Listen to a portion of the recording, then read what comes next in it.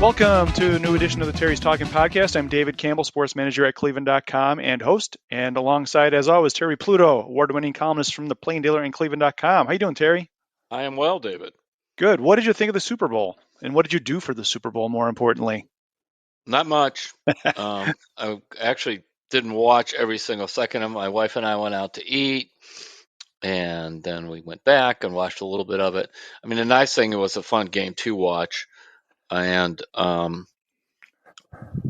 know you mentioned you'd ask about the call. I wouldn't have called that, whether it's the fourth quarter or the first quarter, actually. Really? Yeah. So tell me why. I just thought, yeah, grabbed them a little bit, but it didn't seem like much compared to some of the other stuff. But maybe that's me. So, all right. It's funny because I was talking about this during the game with my family we were watching. So I'm like a hockey referee. Mm-hmm. And whenever I get grief about a call like that, I'm like, all right, well, did you have your hand up there? And they say yes. And I said, did you gain an advantage? And they will say no. And then I will say, well, why did you have your hand up there? Like, Yeah. you're making it hard on me to do the job. And if James Bradbury says he shouldn't have done it, like, to me, that I felt like the refs made the right call there. And, I mean, their job they is to make probably, sure that, the Chiefs have a chance to score there. So sorry, Terry, go yeah. ahead. I'm sorry. No, I mean, everything you said is correct. I mean, it probably was pass interference, but there's a lot of things like holding and everything else that go on in every play. And the question is, how much of an advantage did that really give the defender? That's how I kind of look at it. Officiating, whether you're talking hockey, basketball, anything where there's called a contact, it's a lot more art than science. When you're doing the hockey games yourself, you're not going by quote unquote the book and the rote, and it's a feel for the game. At least the good officials, I think, were that. And so that's the only reason there. And it's correct. I remember there was a game where Amari Cooper got called for offensive pass interference. He pushed off a little bit, and yes, it's correct. But if you really I looked at that thing a couple times. I don't know how much of an advantage he really gained. Yeah, both guys are running down. They're running fast. A big difference with those receivers and defensive backs is they're isolated. So it's actually easier to see all that goes on compared to everything everywhere else in football. So you're in the camp of, like, you have to pick your spots there, and that's such an important part of the game that maybe you don't throw the flag there. And there were No, a lot of even people more who than said that. that. I just thought it was really mild. It was a mild infraction. It's kind of like going 70 to 65. I'm serious. That's No, how I I viewed get it. it. I mean, and if they start pulling everybody over on that, you're gonna have a lot of cars on the side of the road, and you're gonna have a lot of flags in your football field. And on your driving record too. So, Yes, it all right, is. Terry, Okay. let's move on to the talk of Cleveland these days. The Red Hot Cavaliers, 38-22 overall. They're the number 4 seed in the East, and they're one game behind the Sixers for third place, 4.5 behind the Celtics. The Cavs have not lost in the month of February, Terry. 7 straight wins. What are you seeing from this team right now that is leading to this streak, and just even last night against San Antonio, a really not good opponent. The Cavs didn't bring their A game, and they still found a way to win, which really says something, because they probably would not have won that one a year ago. But what are you seeing from this team? Or even earlier in the season, they had a couple of games like that where they played weak teams and kind of played down to the level of the competition. And then when they tried to wake up from their slumber, they were yawning too much to get back in the game. First of all, it's a remarkable streak because this time of year, really when the calendar almost turns to February, these guys are thinking all-star break and trips to the Bahamas or whatever they're going to do. Because remember, they live in a whole other world. I mean, these guys are not just flying coach somewhere. They're going to be chartering planes. 3 or 4 guys get together with their families and off they go. So you get into that mindset.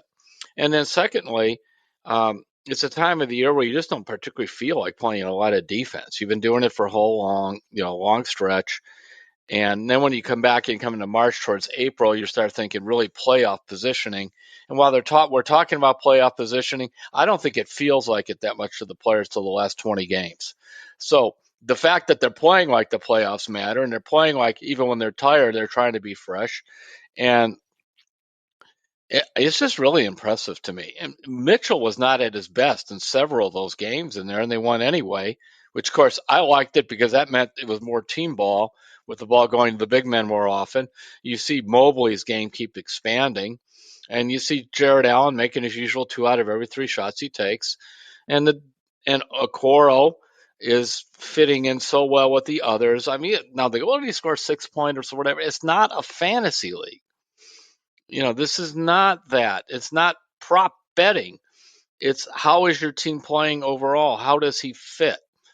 So it's exciting, and it shows that JB really has their attention. And so, Terry, last week the Cavs didn't make a move at the trade deadline, but they are bringing in Danny Green, veteran, Mm-hmm. lots of playoff experience. And you were just talking about fit, and not only does Danny Green give the Cavs what they need on the floor, but a big reason they went so hard after him after he was bought out by the Rockets is that they think he fits in the locker room, and that's a huge part of what this was, wasn't it? Yes, and also defensively, he's pretty good. Now we'll see. He's coming off a significant knee injury, so we'll see how he's. And you need your legs for your shots, so we'll see how he's shooting the ball, how he's defending. But it's basketball wise, cap wise, it's a bargain. It's a $2 million 1 year deal. If the knee shot, you let him go. Frankly, if we go into April 1st, he's still not doing well. You don't have to play him. So it is the perfect move because you give up nothing.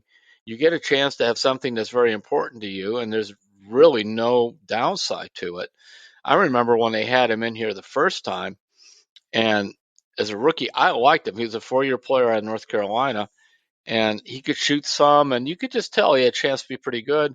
And of course, they kind of they just didn't embrace him at all. He was a second round pick. Gets let go, plays a little in the G League, and of course the Spurs pick him up, and he ends up bouncing from good team to good team because of what he does. So that was their move, and along with getting Rubio back, and that's an important part of it, even when he's not making shots, just because when he goes down and he puts his hand up for the ball, they throw it to him. Notice that? Mm-hmm. That's an important thing because he could feel the rhythm of the game changing. And a lot of times he's looking to get those big guys involved. Where the younger guards, it's just like, we'll run all the way down there. Let's get up a shot, or let me throw a lob, some kind of, they're in high adrenaline plays where he really always talk about the steady heartbeat. And Rubio brings that to the game. His shots right now looking really bad. I mean, I don't know whether that's a result of the knee or just not playing, but I really don't care for that 15 or 20 minutes he's on the court because you have some stats on that. Yeah, yeah, and just I'm kind of grouping Danny Green and Ricky Rubio together in my head a little bit Mm-hmm. because I think what the Cavs are really trying to do, when you talk about setting the table for the playoff run here, we've talked many times, and it's been written a lot about how this entire starting lineup is 26 or younger, and now you've got Kevin Love, you've got Ricky Rubio, and now Danny Green. Here's 3 guys who know what the playoffs are about. When things get really rocky and you've gone 5 possessions without scoring in game 5 of a series, you got 3 guys who can say, like, hey, you know what? It's all right. Like, here's what we're going to do. And we've seen Rubio do this a ton this season. I Mm-hmm. mean, we've talked about his plus minus being one of the best for the number of minutes, but Ashley Bastock, one of our colleagues, wrote a story the other night over the weekend.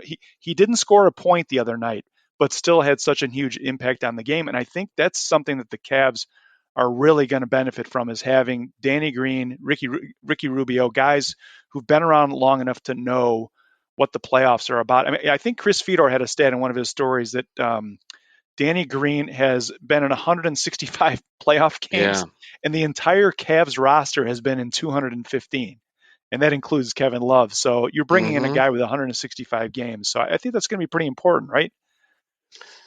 And the nice thing is Rubio played with Mitchell in Utah, so they came in with a relationship.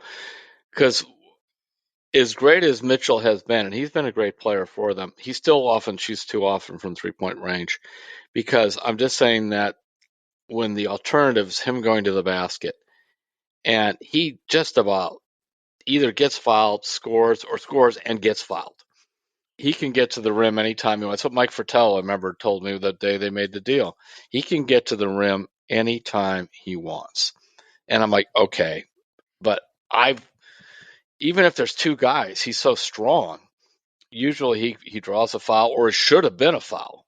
It may not be called, and that's a good thing. Where I think Rubio could say, "Hey, uh, Donovan, just take him to the rim, take him to the rim," and that's what they need more to do that, to put some pressure on them, because if they get into too much of those 3 pointers, and they're not making them, then suddenly other teams running down the court. The pace is faster than they want to play, and they lose their big men in the process. And I know that sounds like old school basketball. Fine, it works pretty well for this team. Yeah, geez, if there's an old school team in the NBA, this is it, Yeah. right? Yeah, Hmm. the way they play, the way they're built. Um, so Terry, really big game in terms of the NBA landscape tomorrow night. I know it's the last game before the All Star break, but the Cavs are playing Wednesday night at the Sixers at 7:30. And this one is on ESPN. And I kind of have a two-part question for you. Number one, what are you expecting tomorrow night? I do wonder if the Cavs were maybe looking forward to this game. And we're taping this on Tuesday afternoon, but against the Spurs, I wonder if they were looking ahead to this Sixers game a little bit. And then the second part of it, with this one being on ESPN tomorrow night, do you think the Cavs are getting enough national attention for what they're doing? You can't turn on the TV every night without seeing the Brooklyn Nets and the LA Lakers on every night, and the Cavs have only been on a handful of national games. And so I don't know. It's kind of a two-part question. What do you think about tomorrow night? And then do you think the Cavs are getting enough attention? Well, in terms of the national attention, the problem is the Cavs are drama free. ESPN, all of them, they love drama. Kyrie, LeBron, Lakers are a mess. Brooklyn is a mess. How's Kyrie going to be with Dallas? You know, it just sounds like that. And they like the cliffhangers. They like the possibility of not only he's going to be the Dallas, but will Kyrie be with Dallas next year? Oh, will he go to the Lakers? And what about Russell Westbrook? And on and on. That's what they like, where these guys are a real basketball team. Secondly, they're in Cleveland. So they're drama free playing in Cleveland. Um, my view, and I hear that a lot of times, I don't care what the national media looks at the team that I'm covering when it's really good and the fans here embrace it. Fine, it'll be our toy to play with. And it's the same thing like with the Guardians. This is our toy. I don't need somebody in Bristol, Connecticut at ESPN or someone in the network in New York telling me about my team that I've been watching a lot more than they have. So it will be nice for people to see them in the matchup, and Embiid's given them a hard time over the years. And also, I have to admit, I absolutely hate James Harden's game. I just despise it. He hogs the ball, all that, and I look at the numbers, and they're phenomenal. I mean, they're just phenomenal. He's averaging 21 points. He's shooting 45 from the field, 39 on threes, 11 assists, and 6.5 rebounds. You could say he doesn't defend very well. He doesn't, but those numbers are like, that's like Magic Johnson only or something. It's amazing what you're talking when you're talking about 6.5 rebounds and nearly 11 assists. Embiid's averaging 33 points. He's shooting 54%, 10 rebounds. They have a player, Maxi's a terrific player for them. Scores a lot off the bench. Tobias Harris is very underrated. Uh, and Doc, some people say he's overrated as a coach or whatever. He's still pretty good.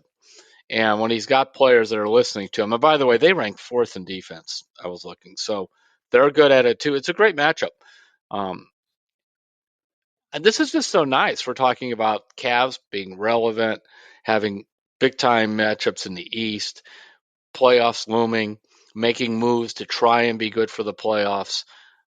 They have legitimate stars. I think Darius is playing just so well since the first of the year. He's finally stopped getting hit in the face. I mean, that helps. And he's just so under control. Some of the moves he makes, where he goes to the basket almost flat-footed and kind of the running one-hander banks him in. Lenny Wilkins played that way, only he was left-handed, Mhm. sort of grounded, and it's just such a smart game, knowing all the angles off the boards. Uh, I mean, I love the team. I love the way they play. I love the way the coach coaches. Doesn't mean it's a perfect thing, but this is really basketball. Yeah, it's all true, Terry. I want to ask you, but you mentioned Embiid for a second. You watch that guy, and well, two things on him. Teams send double teams at him, and he splits them and scores anyway. Mm-hmm. And it's so weird, like how my mind works whenever I watch him. I think about the Cavs, and the first person I think of is Kendrick Perkins. And like the Cavs brought him in to give them some big foul help. Like he was in there to just muck up the lane and give them six fouls against whatever big they were going against in the playoffs. And I just do you think the Cavs are built in the playoffs to stop or at least contain somebody like him? Or how do you think they are? How are they going to approach Embiid tomorrow night? And do you think that will give us any clues about how they might do it in the playoffs? They certainly have the 2 7-footers, which is a great start, but he's such a load. How do you see them handling him or trying to? The problem with that theory of the get the big guy and he'll whack him is that half of the time Embiid's outside the lane. He's taking medium range jumpers. He takes some True. threes. He's so athletic. That's why you're probably better off, even though Jared Allen's had a hard time with him. He might be better equipped with Mobley coming over to help than because if you have some big heavy guy, he's just going to stay in the lane, and Embiid's going to score a lot from the outside. Um, the only thing that's hurt Embiid ever is injuries. I remember when the Cavs brought him in, he actually hurt his foot in their workouts uh, before that draft. And then already when they were looking at the X-rays, and I can't remember if it was a foot or knee or both, whatever he had, it looked very bad. Because if you look, he hardly played early on. And then the astounding thing, David, is this guy was not that skilled of a basketball player back then. He is now. So as you said, he's a load. But when you're averaging 33 points in the NBA, nobody knows how to guard you. You just don't Well, want him to get. You yeah. don't want him to get 50. I mean, that's what you don't want. Well, so you think that the Cavs are actually set up with the way his game has changed, probably as well as anybody Yeah, to defend him with yeah.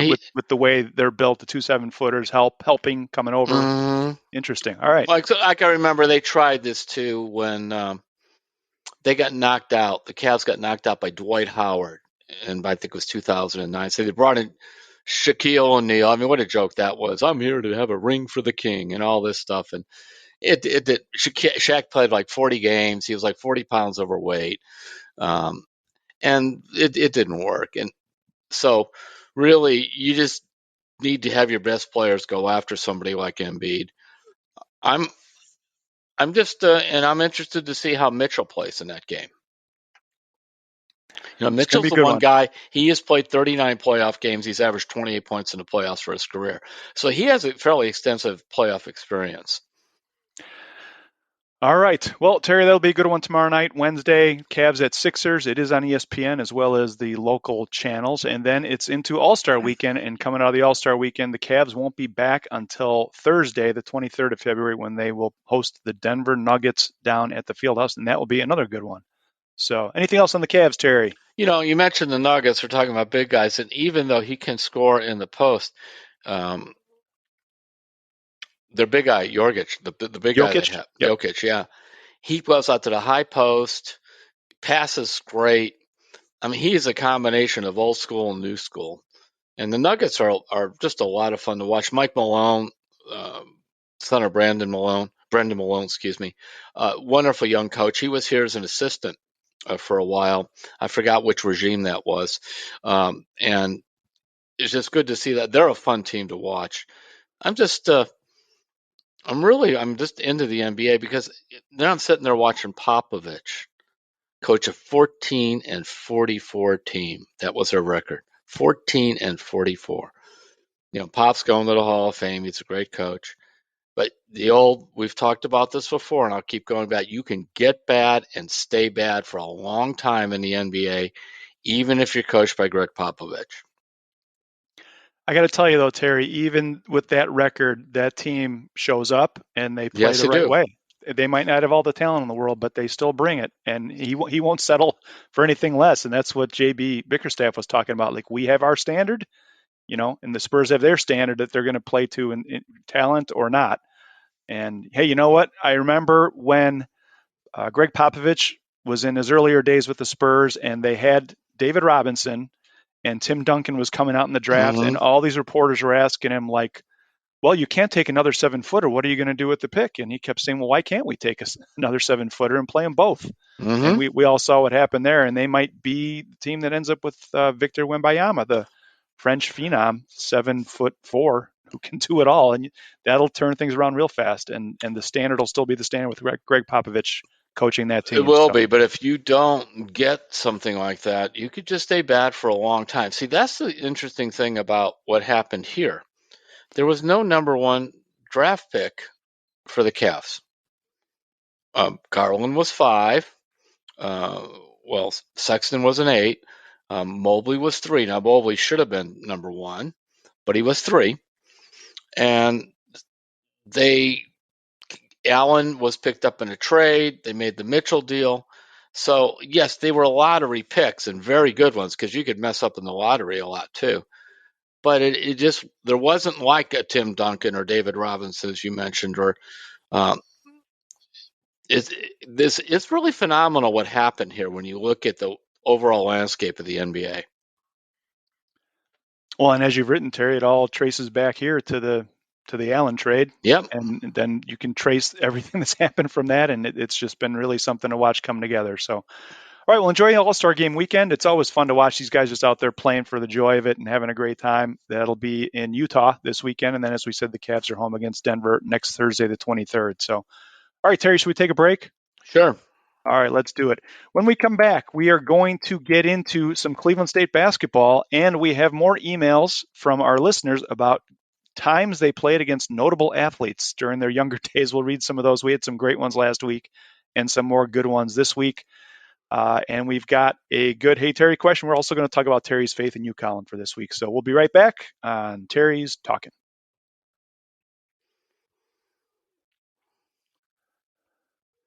All right, we're back on Terry's Talking. David Campbell and Terry Pluto.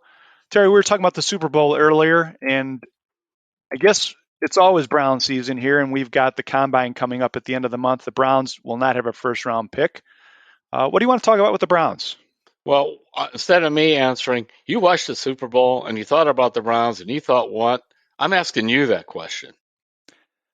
What do I think about the Browns after watching the Super Bowl? Hmm. Right? That's what you're asking me. Yeah, anything jump So out? I, I don't think they're that far away from getting there. And I know that's a crazy thing to say, but you look at what both of those teams had: offensive line that can protect a quarterback, yes. A quarterback who can make big plays in clutch moments, yes. A defense. I mean, we don't really know what the defense is going to look like under Jim Schwartz, but do you have playmakers on defense? I mean, Myles Garrett would have been the best defensive player on the field the other day, no doubt about it, right? They've got some really important pieces, and I just think they need better coaching on defense, some accountability on defense, and some more creative flair in the red zone. And I think they're not far away if they can just get a speedy receiver and some defensive line help in free agency. I don't know. Am I crazy? You're hopeful. That's going to be my Yeah, epitaph. that's Crazy but right. hopeful. Um, there's another line to Black Gospel song, and I forgot who it was. Somebody like Marvin Sapp or something. He sings, "I ain't perfect, but I'm faithful." So there's a faithful Browns hopeful, and it goes under the line of, when I've had players and all that say to me, you don't care whether we win or not. You'd rather just have controversy or whatever that sells papers or get you hits. No, winning would get us a ton of hits and a ton of sale of paper.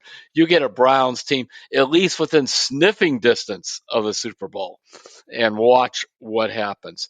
And unfortunately, I think unless they have a very long nose, they're not quite that sniffing distance just yet. So, um, but who knew that with Jalen Hurts and Philadelphia would be able to do that? They would retool like that. And it also goes to show you that, for me, the frustrating part if you're a Browns fan is that the rules are set up that anyone can do it if you do it right.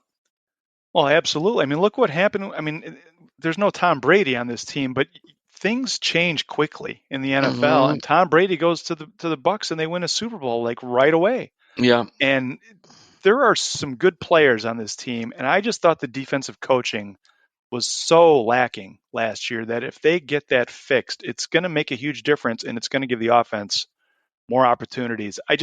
I'm not saying it will happen. I'm just saying it can happen.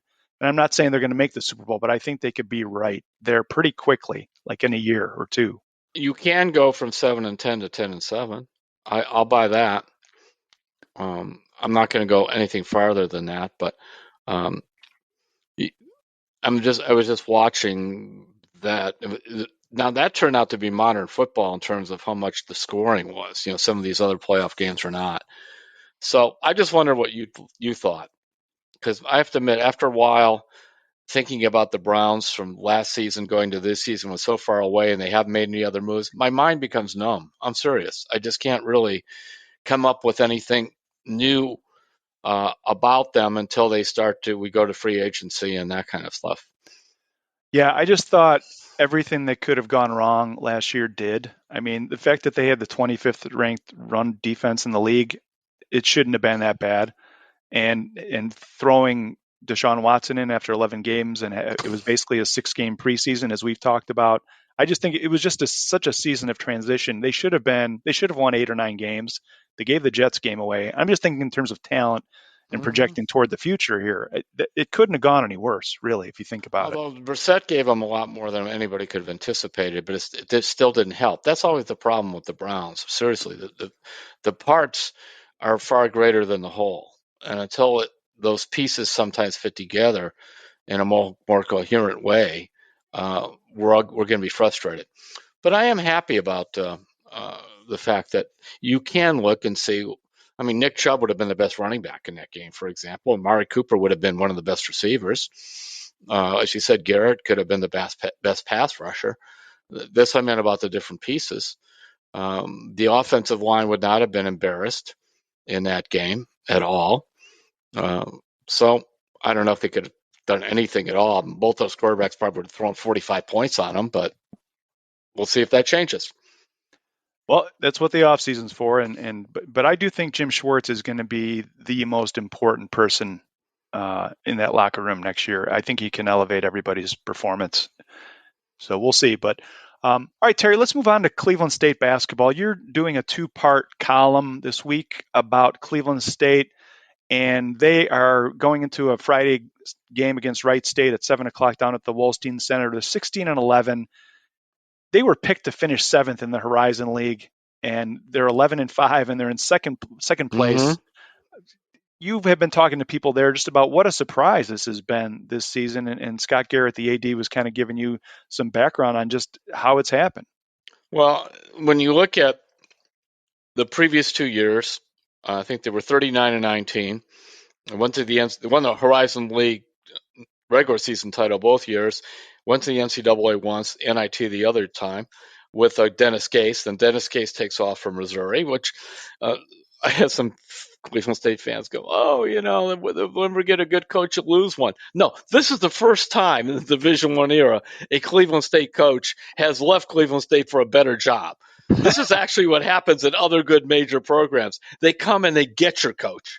Well, it's So funny. You said you can look it up in your column if you want yeah, to look that up, and I did, and I'm like, oh my gosh, I thought that Gary Waters had left for a better job, but he didn't. You're right. no, he retired. Yeah, he Yeah, retired. I yeah. mean, at least, I mean, granted, he did a good job here, but his last 2 years, Gary struggled when the transfer portal and graduate transfers and all this stuff started to become a big deal.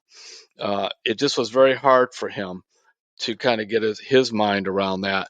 He lost 20 games each of his last 2 years, where before he was knocking out 18 to 22 wins.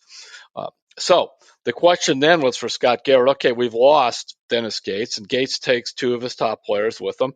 He takes Demoy Hodge and takes Troy Gamillion, who are all Horizon League. So who do you get to come in here? And it was, I remember when I first heard they were interviewing this guy Daniel Robinson. I was like, Daniel who? Of course, I was the same thing with Dennis Gates. Dennis who? Just one of these kind of career assistants. And Daniel Robinson seems to have the same kind of touch that Dennis Gates has. In fact, if they could end up with a winning record this year unless I looked it up incorrectly, I don't think any first year coach in a Division One time of Cleveland State had a winning record in his first year. Hmm. So that would be because usually when there's a coaching change, guys leave, or you have a coaching change because the team was terrible. So they lost 70% of their scoring. They brought a kid in, Christian Aranuna, and he originally was recruited to play it. He's from the Netherlands. He played on the U.S. only 2 years. Then he was recruited by Kansas, and he was not ready for that. He was there a couple of years, transferred to Iowa State, which is where Daniel Robinson was an assistant. He was coming off the bench, getting about 5 points a game. Sometimes he started. And then at the end of the season, the head coach at Iowa State told him that you're probably not even going to play as much as you did this past year. Robinson took the job at Cleveland State. He went with them. Well, he's dropped down into the Horizon League. It's not just a matter of uh, dropping lower in class. Remember, this guy was recruited to play Kansas for a reason.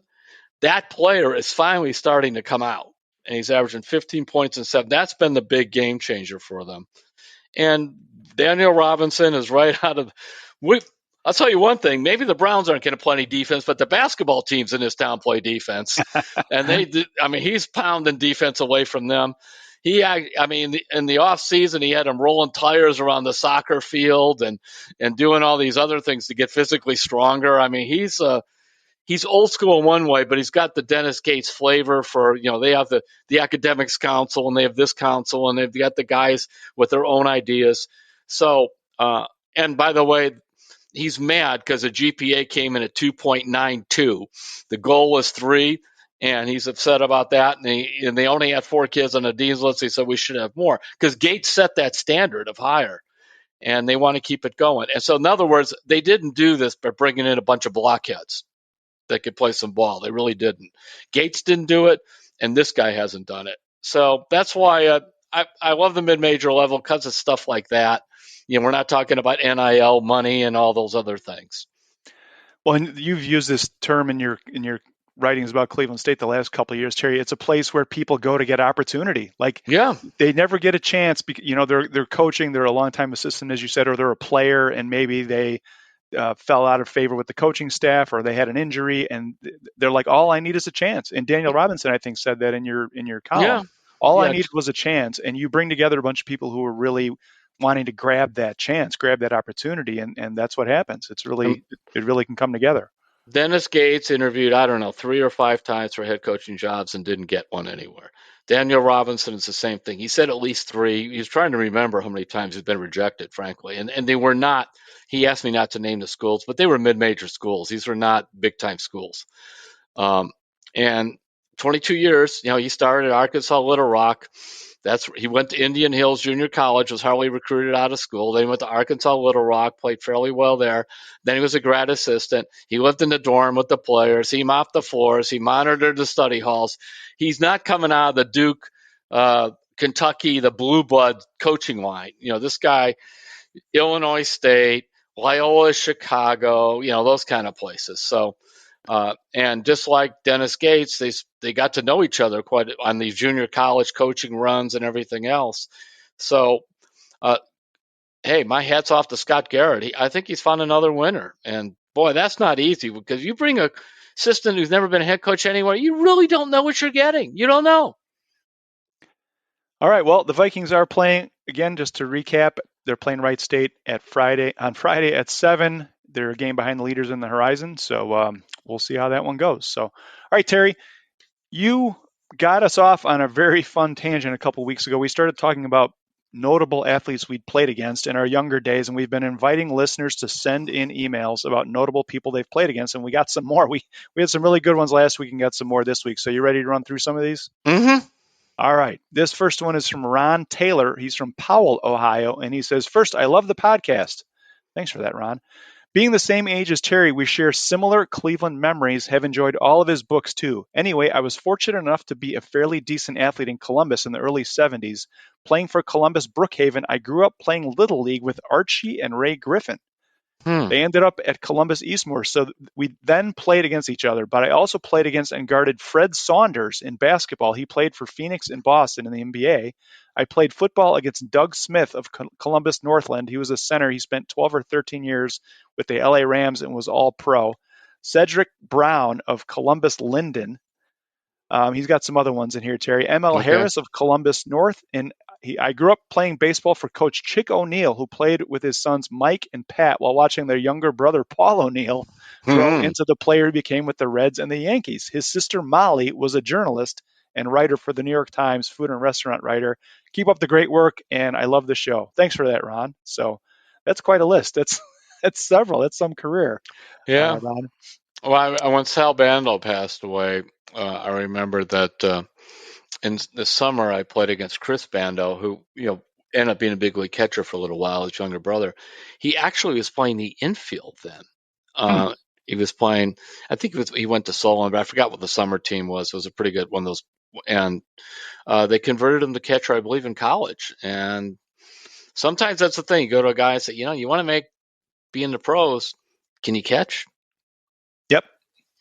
We've seen it time and time again through the years. So. All right, Terry, this next one is from Brian Mm. Amstutz from Ashland. He says, my senior year at Orville, we played Akron-Hoban in basketball at their place. I was tasked with guarding Butch Reynolds, the tremendous Mm. 400-meter runner. Luckily, he wasn't as good at basketball as he was at track, but he Yep. was still pretty good. As time was running out, the score was tied. We had the ball, and we were trying to run down the clock for the last shot. A teammate tried to pass me the ball, and Butch seemingly came out of nowhere to make the steal and throw down a game-winning dunk as time expired. He was fast. Thanks for that, Brian. You probably You run into Butch Reynolds through the years, I'm guessing, right, Sure. Terry? Yeah, you sort of hate facing an Olympic athlete in any other sport, Yeah, maybe pretty except much. pool or something like that, where that swimming, I don't know. But if it's anything where you have to run around, I'm going to bet on the Olympic guy. All right, this next one is from Howard Tuttle. He's from St. Pete Beach, Florida. And Howard says, my brush with a famous athlete happened in the spring of 1967 when members of the Cleveland Stokers, the Stoke City Football Club from Stoke-on-Trent, England, and powerhouse of the English Football League, came to Cleveland to promote the upcoming inaugural season of the United Soccer Association. They were to play at the old Cleveland Stadium beginning in the summer of 1967. Stoke City's goalkeeper was the star of England's recent World Cup championship team, Gordon Banks. The Stokers showed up at our Gates Mills campus for drills and a scrimmage with our varsity soccer team. During one of the heading drills, I was able to sneak one past Mr. Banks, which Mm. appeared on the evening on the WEWS 5 o'clock sports report. Well, there That's you from him, are. from Howard Tuttle. So, yeah, I didn't think we'd get many soccer ones, but that one Yeah, is a that's good one. one. Yeah. Let's see. This one is from Dave Bauer from Grove Hill, Ohio. He says, I played against a guy named Doug Bear in Little League who pitched for the Pitcher. Reds. You remember Yep. him, huh, Terry? Mm-hmm. Yep. And the Cardinals. In our tournament for Little League, we faced them for the championship, and he and I both pitched for our teams. He could hit the ball a long way. And so my brother, who was the coach, had me walk him intentionally every time he came up to bat. Do I have to tell you, he was not happy. I So the bet. last two times he Did he came up, say this was Little League? yeah. That ought not be allowed. So Dave says, "Do I have to tell you that he was not happy?" And so the last two times he came up to bat, he just leaned on his bat in the batter's box. It worked because we won the tournament, but I didn't make a friend that day. No. And Again, Doug Bear that's Dave probably still Bauer. probably still remembers it too. All right, this is the last one we'll get into today, and this one is from Greg Hill. And Greg says he was raised in Stowe and he now lives in Atlanta. He says, "Hey Terry, in 1981, I was practicing basketball in the university gym on the campus of Rawlins College in Winter Park, Florida, where I attended school. I was in the playoffs of my intramural league, and I needed some reps on the free throw line. In that day and age, there was nothing that you could attach to the rim that helped the ball come back to you after you shot. So down at the other free throw line, there was a guy doing the same thing I was. So I had the great idea of asking him if we could rebound for each other. He agreed. So I said, "You get to shoot until you miss, and then we'll switch." It sounded like a great plan. He said I could start first. I started out hot as I hit 8 free throws in a row and was feeling good about myself. He then proceeded to make 119 in a row. Ugh. I know that because I started out counting as I wanted to see if he was going to beat my 8 in a row. Well, his name was Brad Davis, and he ended up playing 15 years in the NBA, 12 with the Mavericks, and was a career 82.8 free throw shooter. with a career high of 88.8 in 1984. Needless to say, I didn't do much shooting that day, but it was a cool experience. Wouldn't you know, he was rehabbing an injury and had a home next to the college.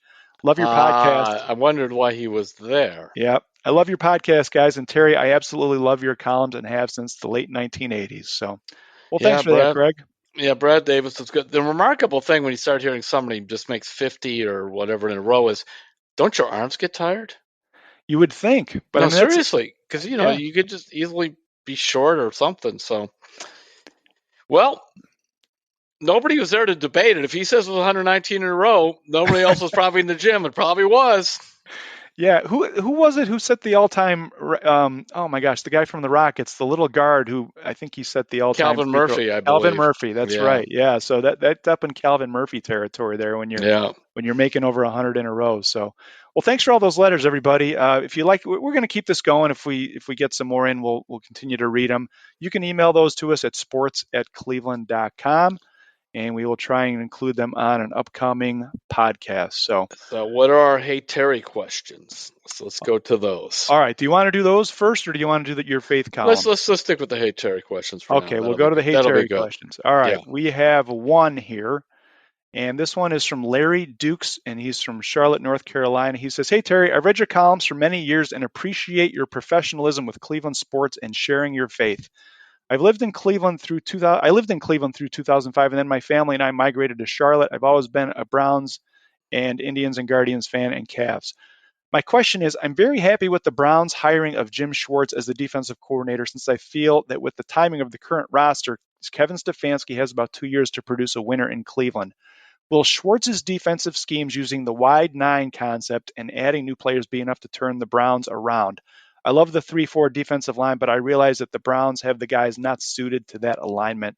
My three sons and I go to Browns backers events in Charlotte and are diehard fans. I look forward to a culture of winning in my lifetime. Thanks, Terry, for the excellent articles and insights for all these years." So I have two I was questions talking. for you. Yeah, go I ahead. have two Yeah, questions for you, David. Is there any other kind of Browns fan besides a diehard Browns fan?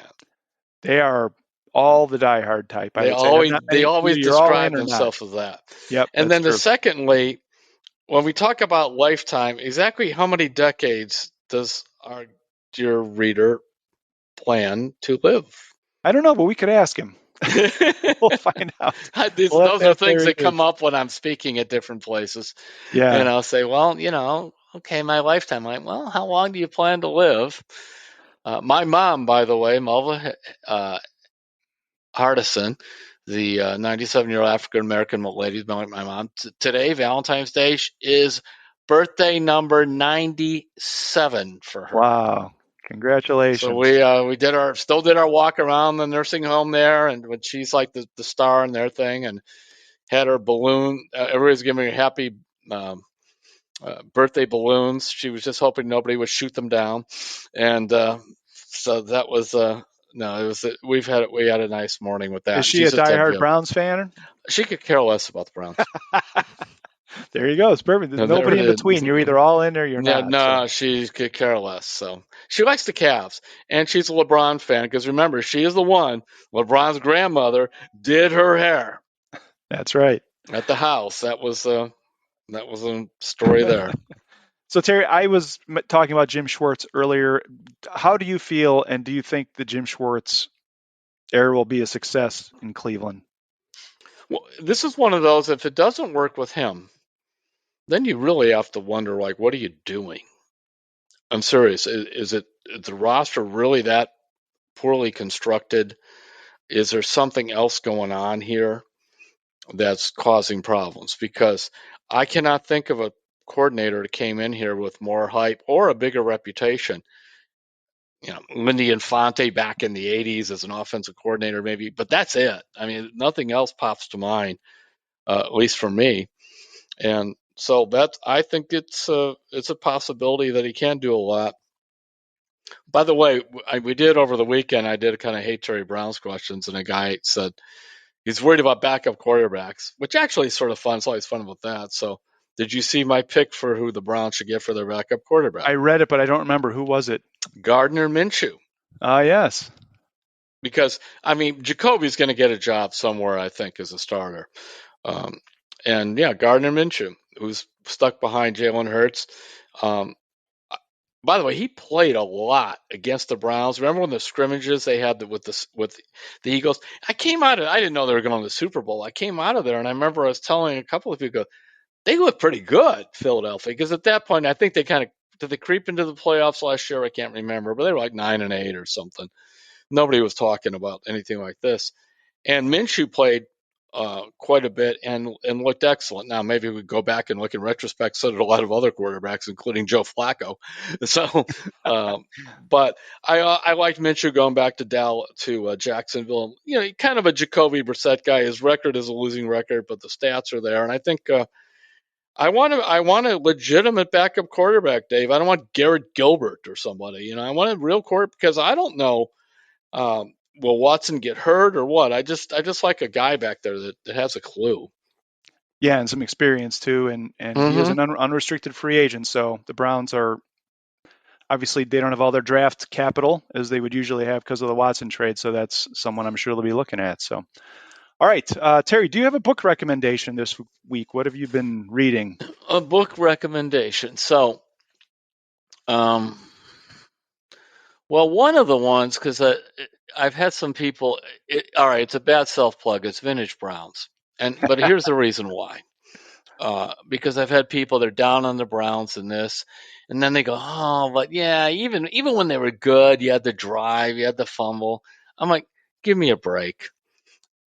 That was really good times, and on top of it, they had a lot of good people on those teams, and so uh, really, I think to get a appreciation of them, whether it's um, go back and look at some old tapes of those games, not just the drive and the fumble, but some of the other ones, or just read about Bernie and Langhorne and all these Deacon and all these different players, Sipe, that whole '80s era.